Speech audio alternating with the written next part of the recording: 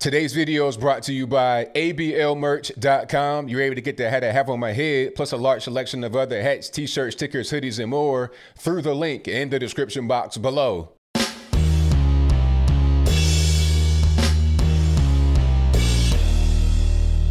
How's everybody doing? My name is Anthony Brian Logan, and today I bring you some news from the left coast, California. Oakland has decided to totally eliminate their school police department in a unanimous vote. And the resolution is called the George Floyd Resolution to eliminate Oakland Schools Police Department. Yes, I said it. And if you want proof for that, I'll link to all my sources in the box. It is named after George Floyd. Now, I'm not really sure what George Floyd, a 40-something-year-old man, has to do with kids in K through 12 in Oakland, California. I have no idea, but that's what it's named. Now, before I go any further and get into the details and give you how I feel about it, let's go ahead and roll this clip. This is local news out there in Oakland. After we get done with that, I'll talk about what they were saying in the video. I'll talk about a little bit more that was not said. Then I'll give you my 2 cents, my deep detail analysis, and then I'll wrap it on up with a nice bow on top. So without further ado, let's go ahead and roll it.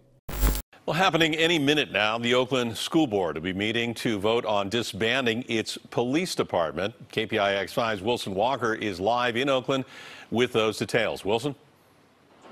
Yeah, Ken, the Oakland Unified School Board could make a landmark decision tonight, but if they do, there will not be a crowd on hand to see it. There is an online meeting underway to consider a resolution named after George Floyd. It would eliminate the school district's police force of 10 sworn officers and 50 unarmed security guards. But today, with a vote by the school board, we can have not just police-free schools, but shift our school security officers into culture keepers on our campuses. For activists in Oakland, this has been a goal for years, eliminating the school police officers in favor of more social workers. So a full-time counselor at every school, a full-time social worker at every school, a full-time restorative justice coordinator at every school.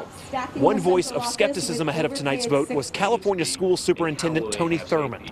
I'm aware that there are some districts in our state that have already gone through this action long before this conversation. Many of those school districts made the decision to remove all their school resource officer programs, but they didn't create an alternative program. And what they found as a result, they had to come right back to the same policing model on campus. I get the hard decisions that are ahead of us. That's why I'm emphasizing all of our conversations should be focused on research and data. The issue has been the focus of several protests in recent weeks. Warriors head coach Steve Kerr spoke at one just yesterday. Organizers are confident this evening. If for some reason the school board balks tonight and doesn't do it, we will make this happen in the fall. And so we are on a trajectory for police-free schools going forward. All right, so you saw that, you heard that. Now, this is really crazy, and I'm not really sure what the purpose is. I don't really get it. What is the whole thing about eliminating the police? Okay, the police are there for a reason. They're needed. You got to have safety in schools. How would you feel, or how do you feel as a parent if you're out there in Oakland sending your kids to public school knowing that there's no security guards or police? Okay, you have dangerous areas in Oakland and all over the United States. If I'm going to public school as a student, as a kid, I want to feel like I'm safe. Have some kind of security guard, some kind of police officer or something to make sure that, you know, if the crazy guy comes from the neighborhood high on drugs, trying to, you know, kidnap kids, or the obvious thing would be the shooter, okay, you got security guards that are unarmed and only like 10 actual police officers. I mean, from my point of view, you should want to have more in school. All right, we've had school shootings all over the place. That's still a thing going on. People that are trying to break into the school doing crazy things. What are the security measures you have at the school to prevent any kind of violence from happening? And they're talking about, oh, we're going to put guidance counselors. Guidance counselors. What is a guidance counselor or some type of social worker going to do when the guy comes in with a big gun? He's just shooting indiscriminately. What are they going to do? And what they're going to do is run and hide like everybody else. They won't step to the call of duty and eliminate that threat. That's not even what their job is. Their job is just to, you know, talk to kids and get them through certain things. See, people look at the police as some kind of, you know, invading force that's there to just terrorize black and brown people. That's just not even what it is. Because in a place like Oakland, you're going to have a more quote unquote diverse police force anyway. And California in general, California is majority Hispanic, if I'm not mistaken. If I'm wrong, let me know in the comments. So you're going to have majority, what they would say, majority minority police forces in a lot of these areas.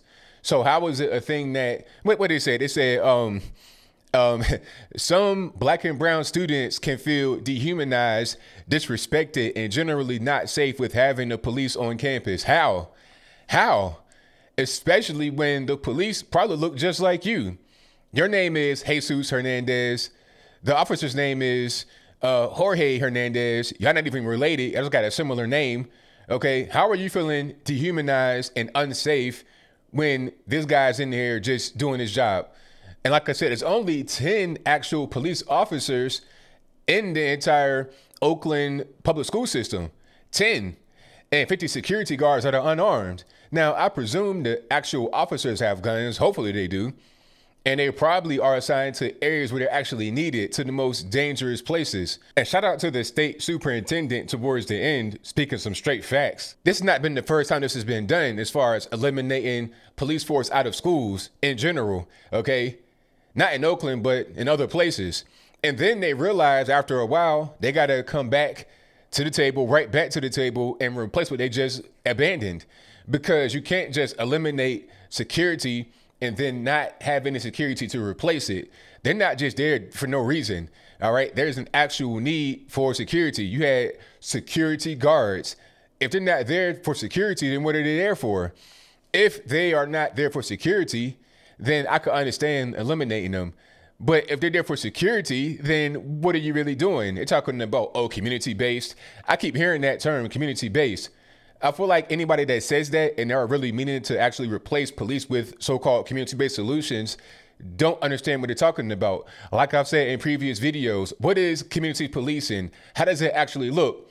You're talking about the McMichaels in Brunswick, Georgia, who shot, killed Ahmaud Arbery. You're talking about Trayvon Martin, George Zimmerman. He was neighborhood watch, community policing. That's what it looks like. Matter of fact, if you want an even better example of what so-called community policing will look like over there on the left coast, look no further than Chaz Chop. Crack heroin, amphetamine zone, crack heroin, opiates, pills, whatever you want to call it. They have so-called community policing. And instantly, within like a week of forming their kind of unincorporated little town in Seattle, Washington, people already getting beat in the head. It's all kind of complaints. You know, people trying to cry, talking about, oh, where's the real police? Nah, you in the autonomous zone. You in the cop-free zone. Nah, so ain't no police, ain't no fire. So if you get shot in your hind parts and you bleeding to death, well, hey, don't call the actual police in Seattle. Don't call them. Call your police out there. Call your medics out there. Putting a tourniquet on that guy that has a scratch on his leg. Call them and then have them help you to get to where you got to go. Okay? So this is kind of what's going on with this whole anti-police thing. I don't really understand it. Once you go to the hood, where I come from for real, people don't want less police. The only people who want less police in the hood are the criminals. That's facts. That is absolute facts.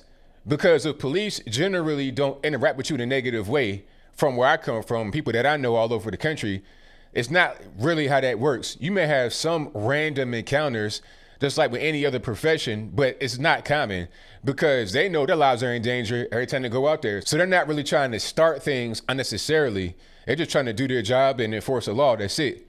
People talking about, oh, when I get pulled over, I'm scared. What are you scared of? You got dope in the car? You got guns in the car? I mean, what's going on? Did you just murder somebody? You got the body in the trunk? Like, what's going on? See, when I get pulled over, I got my license, registration, everything. Here you go. And that's it. I've been put over a few times, probably like 2 or 3 times in my life. And I've been all over the place driving and speeding tickets, expired tags. It's no big deal. That's usually most people in general, when they get pulled over, that's what it is. Ma'am, did you know that your license plate was expired? Sir, did you know that you had a, your right tail light was out? That's pretty much how it goes. It's not this whole big dramatic production. And the same thing with school.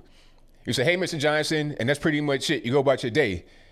You know, when I was in school, I went to majority black schools my entire life.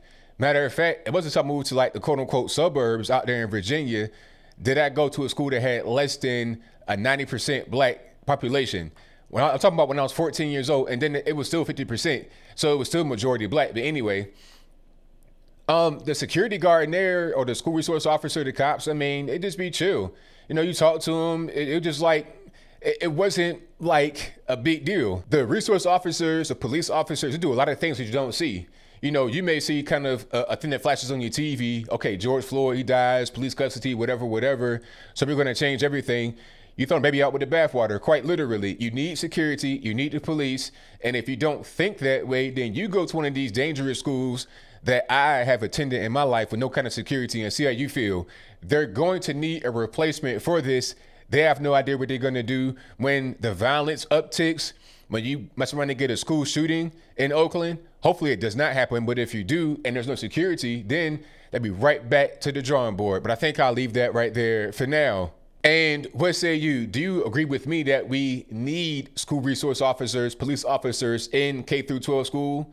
If that's your viewpoint, let me know why in the comments below. Or do you disagree? If that's your viewpoint, let me know why in the comments below. You know where I stand on it. I'm 100% pro-police. You know, you have a random bad case here and there, but that's nothing compared to the overwhelming majority positive interactions that police have with students every day, with regular civilians that are not in school every day.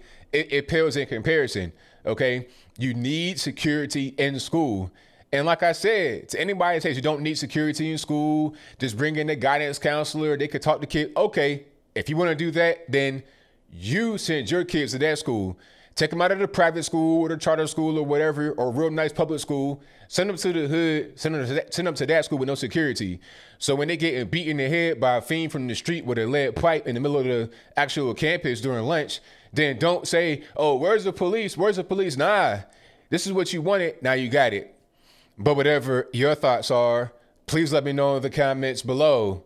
And that's all I got to say for this video. If you like what you heard, please comment, rate, share, and subscribe. Peace.